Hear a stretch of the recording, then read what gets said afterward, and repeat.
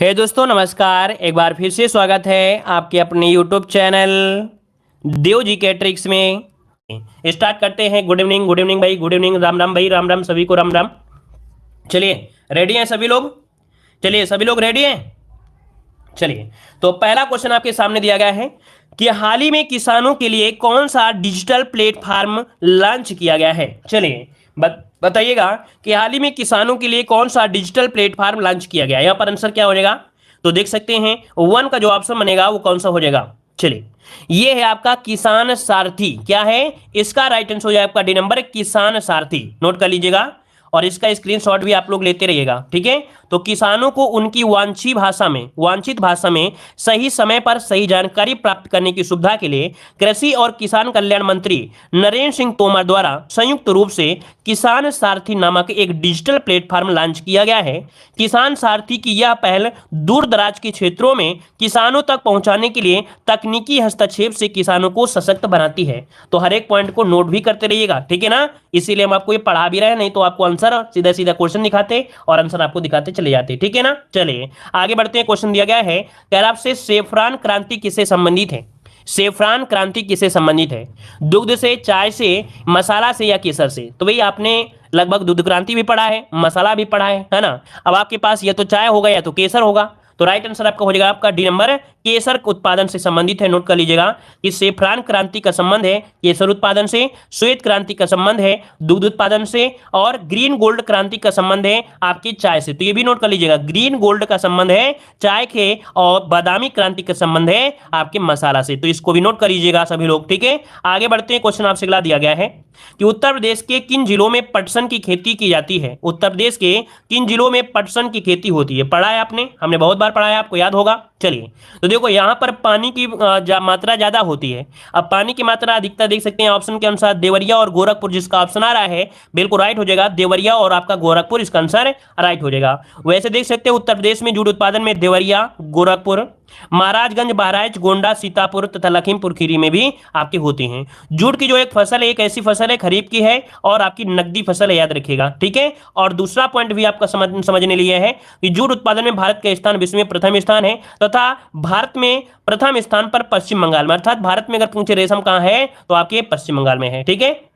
अगला क्वेश्चन दिया गया है कि इजारेदारी व्यवस्था किस गवर्नर जनरल के शासनकाल में शुरू की गई थी। चलिए बताइएगा कि इजारेदारी व्यवस्था किस गवर्नर जनरल के शासनकाल में शुरू की गई थी। यहां पर जो आंसर है वो आपका क्या हो जाएगा तो देखिए इजारेदारी व्यवस्था जो कि आपके ऑप्शन बनेगा आपका सी नंबर है वारेन हेस्टिंग के समय। वारेन हेस्टिंग के समय इजारेदारी व्यवस्था शुरुआत हुई थी 1772 में, लॉर्ड वारेन हेस्टिंग ने की थी, ठीक है। इस पद्धति को अपनाने का मुख्य उद्देश्य था कि अधिक भू राजस्व वसूल करना, ठीक है। जो भूमि का राजस्व है वो ज्यादा से ज्यादा वसूला जा सके। आगे बढ़ते हैं। क्वेश्चन आपसे अगला पूछा गया है, यहां पर देखिए क्वेश्चन आईएमपी से नोट करिएगा कि प्रधानमंत्री किसान सम्मान निधि योजना कब प्रारंभ की गई। चलिए बताइएगा कि प्रधानमंत्री किसान सम्मान निधि योजना कब प्रारंभ की गई। यहां पर आंसर क्या हो जाएगा तो देखो यहां पर आपका आंसर क्या हो जाएगा तो ऑप्शन बनेगा आपका सी नंबर है 24 फरवरी 2019। देखो हमें पता है जरूरी नहीं कि सभी को आ रहा है, इसलिए हम आपका इंतजार नहीं कर रहे हैं कि आपके आंसर की इंतजार करें, हम आपको जवाब देते चले जा रहे हैं, ठीक है ना। तो देखो यहां पर 24 फरवरी 2019 को इसकी शुरुआत हुई थी। ऑप्शन बनेगा आपका सी नंबर है राइट हो जाएगा। ये पूछ लेता है कि इसकी शुरुआत कहां से की गई थी, तो आपकी कहां से गोरखपुर से इसकी शुरुआत की गई थी। उद्देश्य क्या है तो उद्देश्य है किसानों को 6000 रुपए जो कि 2000 किस्तों में 3 किस्तें होंगी जो कि प्रत्यक्ष आय सहायता आपके रूप में होंगी, ठीक है ना। तो बहुत ही आईएमपी क्वेश्चन है, ठीक है। अगले क्वेश्चन की ओर आते हैं। क्वेश्चन दिया गया है कि भारत अंडे के उत्पादन में विश्व में किस स्थान पर है। चलिए भाई जवाब दीजिए कि जो भारत है वो अंडे के उत्पादन में विश्व में किस स्थान पर है, प्रथम, द्वितीय, तृतीय या चतुर्थ। तो क्या जवाब बनेगा तो नोट कर लीजिएगा यहां पर जवाब हो जाएगा सी नंबर तृतीय स्थान पर है। किस स्थान पर है? तृतीय स्थान पर। तो बात आती है पहले स्थान पर कौन है तो देख सकते हैं प्रथम स्थान पर आपका जो चीन है और दूसरे स्थान पर कौन सा है तो आपका अमेरिका है और तीसरे स्थान पर कौन सा है तो आपका भारत है।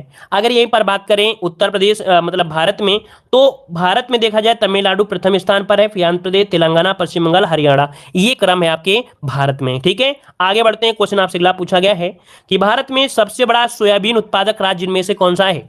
चलिए साथियों जवाब दीजिएगा कि भारत में सबसे बड़ा सोयाबीन उत्पादक राज्य इनमें से कौन सा है। सोयाबीन उत्पादक राज्य कौन सा है तो देखो सोया प्रदेश बोलते हैं एमपी को, किसे बोलते हैं? सोया प्रदेश बोलते हैं एमपी को। तो ऑप्शन क्या बनेगा? ऑप्शन बी ही तो बनेगा ना। सोयाबीन के उत्पादन में मध्य प्रदेश प्रथम स्थान पर आपका है ना। तो देख सकते हैं इसका ऑप्शन है आपका बी नंबर है, राइट हो जाएगा। चलिए दूसरा पॉइंट ये आता है कि दूसरे स्थान पर कौन है? तो दूसरे स्थान पर महाराष्ट्र है और तीसरे स्थान पर कौन है? तो आपका राजस्थान है। और प्रथम स्थान तो आपको पढ़ा ही दिया गया है कि आपका भारत में सोयाबीन में मध्य प्रदेश प्रथम स्थान पर है। ठीक है, चलिए यहां पर देखो सोया प्रदेश कहते हैं मध्य प्रदेश को, सोया प्रदेश के नाम से जाना जाता है। आगे बढ़ते हैं, क्वेश्चन आपसे अगला पूछा गया है कि उत्तर प्रदेश सरकार द्वारा उत्तर प्रदेश में गौपालक योजना कब प्रारंभ की गई? चलिए बताइएगा, सभी लोग जवाब दीजिएगा जो लोग जुड़ गए हैं। और वीडियो को लाइक नहीं किए हैं तो भाई वीडियो को भी साथ साथ में लाइक करते रहिएगा। ऑफलाइन वाले स्टूडेंट हैं है ना, तो सभी लोग भाई लाइक करिएगा। ऑफलाइन वालों से ज़्यादा उम्मीद रहती है ना, क्योंकि ऑनलाइन वालों को कहना पड़ता है, जबकि ऑनलाइन वालों की हम बातें भी सुनते हैं, उनकी शिकायतें भी सुनते हैं, उनका जवाब भी देते हैं, लेकिन बेचारे ऑनलाइन जो ऑफलाइन रहते हैं तो वो लोगों को तो बिना कहे लाइक कर देते हैं। तो भाई उनसे उम्मीद हमें ज़्यादा रहती है। ठीक है, चलिए तो देखिए यहाँ पर 8 का ऑप्शन क्या बनेगा? 8 का ऑप्शन क्या हो जाएगा? तो 8 का ऑप्शन जो आपका 22 जनवरी 2019 इसका राइट आंसर बनेगा। 22 जनवरी 2019 इसका आंसर राइट हो जाएगा, नोट कर लीजिएगा। और देख सकते हैं कि जो ये आरंभ की गई है इसमें 10 लाख तक ऋण उपलब्ध कराने का प्रावधान है। इस योजना का मुख्य उद्देश्य है राज्य के बेरोजगार युवकों को रोजगार प्रदान करना। ठीक है ना, तो इस प्रकार से ऑप्शन बनेगा ए नंबर। आगे बढ़ते हैं, क्वेश्चन आपसे अगला पूछा गया है कि भारत का प्रथम कैशलेस गांव कौन सा बन गया है? भारत का प्रथम कैशलेस गांव आपका कौन सा बन चुका है? यहां पर जवाब दीजिए, इसका आंसर क्या हो जाएगा? भारत का प्रथम कैशलेस गांव कौन सा है?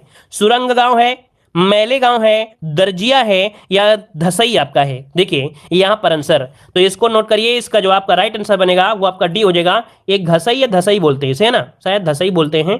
ये महाराष्ट्र में है, ये प्रथम कैशलेस आपका गांव है। ठीक है, मतलब ये है कि गांव में नकदी रहित लेन देन के लिए स्वाइप मशीनों को उपयोग किया जा रहा है। आप देखते होंगे जो कार्ड लेते हैं स्वाइपिंग कर लेते हैं ना, तो वही आपका है। ऑप्शन बनेगा आपका डी नंबर है, राइट हो जाएगा, नोट कर लीजिएगा। चलिए आगे बढ़ते हैं चलिए आगे बढ़ते हैं, क्वेश्चन आपसे अगला पूछा गया है हाइड्रोपोनिक्स क्या है? हाइड्रोपोनिक्स क्या है इनमें से? राइट बताइए कि हाइड्रोपोनिक्स कहलाता है, क्या कहलाता है? जब देखो हाइड्रो मतलब होता है जल, पोनिक्स मतलब उगाना, हाइड्रो मतलब होता है जल और पोनिक्स मतलब होता है उगाना। मतलब ये कह सकते हैं कि पानी में पौधों को उगाना, पानी में पौधों को उगाना हाइड्रोपोनिक्स होता है। एक यहीं पर होता है एरोपोनिक्स। क्या होता है? एरोपोनिक्स। एयर मतलब हवा होती है, पोनिक्स मतलब लगाना, उगाना, मतलब हवा में उगाना, हवा में उगाना होता है एरोपोनिक्स, लेकिन पानी में पौधों को उगाना हाइड्रोपोनिक्स होता है। तो बहुत लोग जानते भी होंगे कि पानी में वो आवश्यक तत्व डाल दिए जाते हैं जो आपके मिट्टी में होते हैं, इस कारण से ये जग जाते हैं। आगे बढ़ते हैं, क्वेश्चन आपसे अगला पूछा गया है, कह रहा है विश्व में चीनी का कटोरा किसे कहा जाता है? चलिए बताइएगा, कह रहा है विश्व में चीनी का कटोरा किसे कहते हैं? यहां पर जवाब दीजिए, क्यूबा, मैक्सिको, वेनेजुएला या आपका ब्राजील। इसका राइट आंसर यहां पर क्या बनेगा? चलिए तो देख सकते हैं विश्व में चीनी का कटोरा कहते हैं क्यूबा को कहते हैं। किसे कहते हैं? आपकी क्यूबा को कहते हैं। और याद रखिएगा कि दुनिया में सबसे ज्यादा गन्ना उत्पादन होता है वो आपके ब्राजील में होता है। गन्ने का उत्पादन विश्व में सबसे ज्यादा कहां होता है? आपके ब्राजील में होता है। ठीक है, और अगर आपसे पूछे भारत में, तो भारत में गन्ना होता है उत्तर प्रदेश में। ठीक है, तो इसका ऑप्शन बने आपका ए नंबर राइट हो जाएगा। आगे बढ़ते हैं, क्वेश्चन दिया गया है कि केंद्रीय शुष्क क्षेत्र अनुसंधान संस्थान कहाँ स्थित है? केंद्रीय शुष्क क्षेत्र अनुसंधान संस्थान कहाँ पर स्थित है? चलिए यहाँ पर शुष्क क्षेत्र अनुसंधान संस्थान है जो कि आपकी कहाँ पर है? आपकी जोधपुर में है। कहाँ पर है? आपकी जोधपुर में। इसका ऑप्शन बनेगा आपका ए नंबर। ये कहाँ पड़ता है भाई? जोधपुर राजस्थान में पड़ता है। याद रखिए ये आपका जोधपुर जो पड़ता है राजस्थान में है। वहीं पर क्वेश्चन आपसे पूछा जाता है कि हिसार के बारे में, तो केंद्रीय भैंस अनुसंधान कहां पर है? हिसार में है। केंद्रीय भैंस अनुसंधान कहां पर है? हिसार में है, जो कि हिसार पड़ता है हरियाणा में। अगला है केंद्रीय बकरी अनुसंधान। बकरी अनुसंधान कहां पर है? तो आपकी मथुरा में है। कहां पर है? आपकी मथुरा में है। तो ये तीनों पॉइंट एग्जाम में पूछे जाते हैं। आगे बढ़ते हैं, क्वेश्चन दिया है नील विद्रोह कब हुआ था? चलिए नील विद्रोह कब हुआ था? नील विद्रोह कब हुआ था? तो ये हुआ था 1859 से लेके 60 में हुआ था। ठीक है, और कहाँ हुआ था? तो देख सकते हैं कि नील विद्रोह 1859 से 60 में बंगाल के गोविंदपुर गांव में हुआ था। और इस विद्रोह के नेता थे दिगंबर विश्वास एवं विष्णु विश्वास थे, दोनों भाई थे, जो कि 1857 की क्रांति के बाद होने वाला यह प्रथम विद्रोह थे। अगर क्वेश्चन पूछ ले कि 1857 की क्रांति के बाद होने वाला पहला विद्रोह का नाम बताना है, तो आपको बताना है यहाँ पर नील विद्रोह, जो कि दोनों भाई आपके दिगंबर विश्वास और विष्णु विश्वास ने यहाँ पर थे। ठीक है, जो इसके नेता थे। इस प्रकार से हो जाएगा। आगे बढ़ते हैं, क्वेश्चन दिया गया है कि पीत क्रांति किससे संबंधित है? चलिए बताइएगा, पीत क्रांति जो संबंधित है वो किससे संबंधित है? चलिए सभी लोग जवाब दीजिए भाई। पीत क्रांति दुग्ध, तिलहन, मछली या खाद्यान्न, कौन सी उत्पादन है? तो देखिए पीली क्रांति या पीत क्रांति, आपका जवाब हो जाएगा किससे? तो आपके तिलहन उत्पादन से हो जाएगा। पीत क्रांति तिलहन उत्पादन से, श्वेत क्रांति दुग्ध उत्पादन से, नीली क्रांति आपकी मछली उत्पादन से और हरित क्रांति है खाद्यान्न उत्पादन से। आगे बढ़ते हैं, क्वेश्चन आपसे अगला पूछा गया है कि बीज मसाला निर्यात क्षेत्र किस राज्य में स्थापित किया गया है? बीज मसाला निर्यात क्षेत्र किस राज्य में स्थापित किया गया है? 15 का ऑप्शन दीजिएगा। तो देखिए ये है आपके कहां पर, मध्य प्रदेश में है। इसे नोट करिएगा कि बीज मसाला निर्यात क्षेत्र मध्य प्रदेश राज्य में स्थापित किया गया है, इसे नोट करिए, अच्छा क्वेश्चन है। और आगे बढ़ते हैं, क्वेश्चन आपसे अगला पूछा गया है कि क्षेत्रीय ग्रामीण बैंक की स्थापना सर्वप्रथम कब की गई थी? वेरी वेरी आईएमपी क्वेश्चन है, नोट करिए, ये ग्रामीण परिवेश के लिए है, बैंकों से रिलेटेड अच्छा क्वेश्चन है कि क्षेत्रीय ग्रामीण बैंक की स्थापना सर्वप्रथम कब की गई थी? चलिए तो देखिए यहां पर जो आंसर है क्या बन जाएगा भाई? सभी लोग जवाब देते रहिए भाई, आप लोग तो नींद ले रहे हैं क्या भाई? क्यों भाई आप लोग नींद लेने लग रहे हैं क्या क्लास में? नींद मत लीजिएगा, है ना, फटाफट जवाब दीजिए, स्क्रीनशॉट लेते रहिएगा। चलिए तो देखो यहां पर जो आपका आंसर है, आपका आंसर बनेगा सी नंबर है 1975 में। क्या 1975 में? अगर डेट पूछे तो आप लोग डेट भी बता सकते हैं कि 2 अक्टूबर 1975 को क्षेत्रीय ग्रामीण बैंक की स्थापना की गई थी। उद्देश्य क्या है? तो ग्रामीण क्षेत्रों में कृषि से संबंधित कार्यों को वित्तीय सहायता प्रदान करना, ये इसका कार्य है। ठीक है, आगे बढ़ते हैं, अगला क्वेश्चन दिया गया है, राष्ट्रीय बीज अनुसंधान और प्रशिक्षण केंद्र का मुख्यालय कहां स्थित है? राष्ट्रीय बीज अनुसंधान एवं प्रशिक्षण केंद्र का मुख्यालय कहां स्थित है, ये आपसे पूछा गया है। तो देखिए यहां पर आंसर आपका राइट क्या हो जाएगा? आपका आंसर हो जाएगा वाराणसी में है। कहां पर है? आपका वाराणसी हो जाएगा। चलो मतलब पढ़ाई पर ध्यान नहीं गया है, कोई पीछे बेच रहा है उस पर ध्यान जरूर गया है ना। चलिए तो देखो बीज अनुसंधान और प्रशिक्षण केंद्र कहां पर है? आपके वाराणसी, इसका ऑप्शन बनेगा यहाँ पर, ये नंबर है राइट हो जाएगा। अब ये पूछे कि इसकी स्थापना कब हुई थी, तो ये भी बता सकते हैं 1 अप्रैल 2007 को। 1 अप्रैल 2007 को राष्ट्रीय बीज अनुसंधान प्रशिक्षण केंद्र की स्थापना वाराणसी में की गई थी। उद्देश्य क्या है? तो उद्देश्य है कि केंद्रीय बीज प्रशिक्षण और रेफरल प्रयोग के रूप में कार्य करने के लिए अलग से राष्ट्रीय बीज गुणवत्ता के मानव संसाधन विकास के रूप में किया गया है। आगे बढ़ते हैं, क्वेश्चन दिया गया है, उत्तर प्रदेश के विकास का सबसे बड़ा स्रोत क्या है? ये बताइए, उत्तर प्रदेश के विकास का सबसे बड़ा स्रोत क्या है? कृषि, सेवा, राजस्व या वाणिज्य?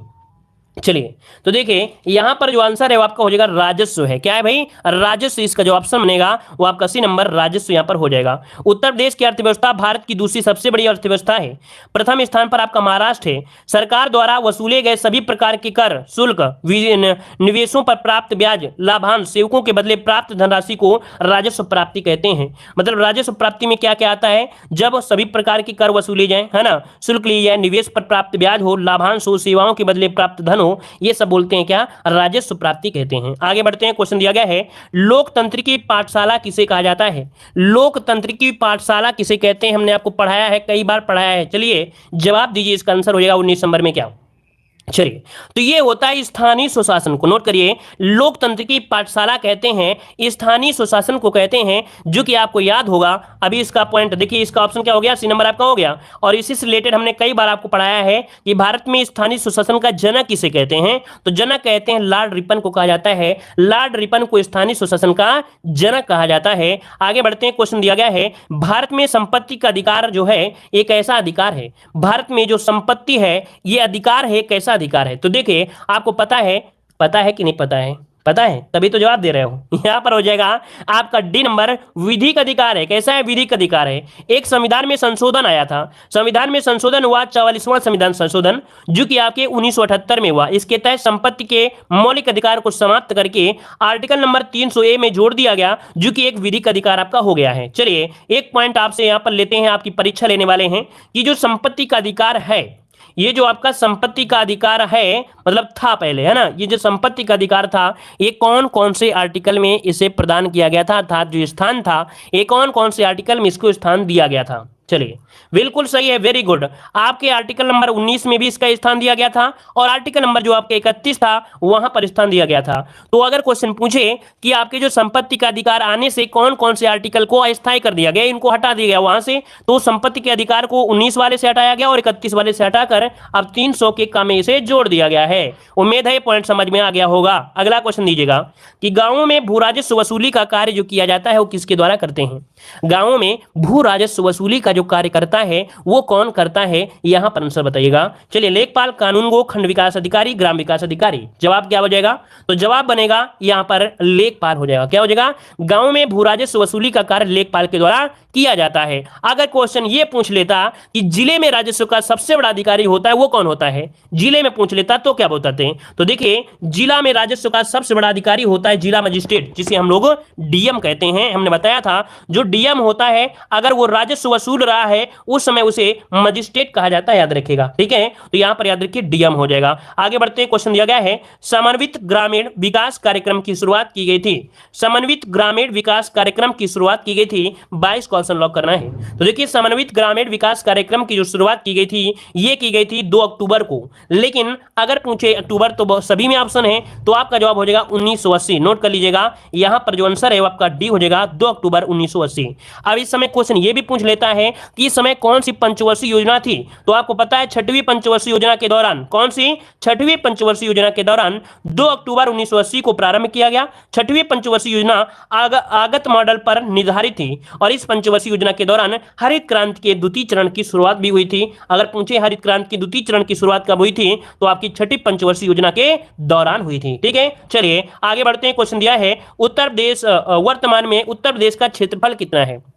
चलिए, वर्तमान में उत्तर प्रदेश का जो क्षेत्रफल है वो कितना है, इसका आंसर दीजिएगा। देखो, हमने बताया था, हमने कई बार बताया है कि आपको डिजिट याद रखना है, जैसे मोबाइल नंबर याद रखते हैं। और याद हो सकता है जब आपको अपने पर्सनल लोगों के नंबर याद हो सकते हैं, तो भी 4 अक्षर का या 8 अक्षर का नंबर क्यों नहीं याद हो सकता है? याद हो सकता है। तो देख सकते हैं 240 928 इसका ऑप्शन बनेगा, यहां पर बी नंबर राइट हो जाएगा, बी नंबर हो जाएगा। ठीक है ना? और आपको पता है वर्तमान में उत्तर प्रदेश क्षेत्रफल की दृष्टि से चौथा स्थान है। पहला स्थान किसमें है? पहला स्थान आपका है, यहां पर देख सकते हैं राजस्थान का क्षेत्रफल में, दूसरा एमपी का और तीसरा है महाराष्ट्र का है। ठीक है, चलिए यहां पर आगे बढ़ते हैं। क्वेश्चन आपसे दिया गया है, चलिए देखो यहां पर दिया है रिहंद घाटी परियोजना किस जिले में है?